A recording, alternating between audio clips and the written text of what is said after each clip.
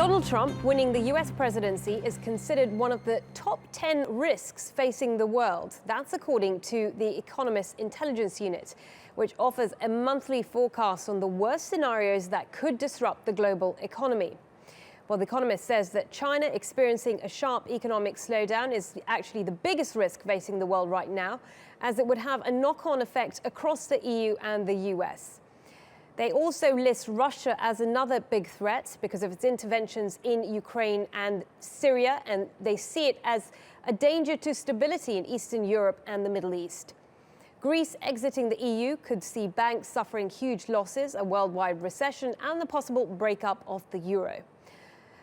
Well, Donald Trump winning the US election is considered riskier than Britain leaving the EU, or even an armed clash in the South China Sea. The Economist says President Trump could disrupt the global economy in a trade war with China and heighten political and security risks in the US. Let's get more on the Trump effect. We are joined by Marshall Gittler. He is head of investment and research at FXPrimus. Many thanks for joining us, Marshall. What do you think of Trump becoming the US president? Do you think it's a serious threat to the global economy?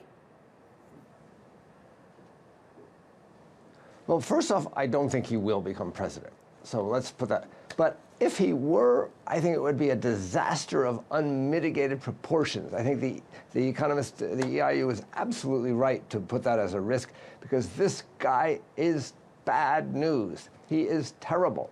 He's a cross between Le Pen and Berlusconi. I mean, an ignorant person who, ignorant racist, who, with his finger on the nuclear weapons. So I just can't see any good coming of it. Well, be more specific, because he is a very successful businessman. He's done very well for himself. When that kind of practical experience... No, he's not a successful businessman. He's not a successful businessman. He's been bankrupt 4 times, and his total net worth would have been much greater if he had just put it in an index fund when he inherited $200 million from his father. So he's not been successful, bankrupt 4 times. Secondly, he's never worked for anybody else but himself. So he has no experience making compromise. The US government, on the other hand, is set up with a system of checks and balances. It's designed not to function well.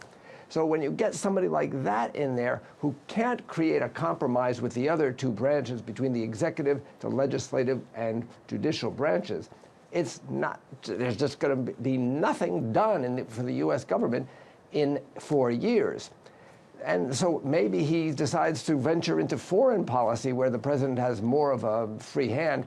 And that is just a terrifying thought, because he has no experience, no knowledge, and no advisors.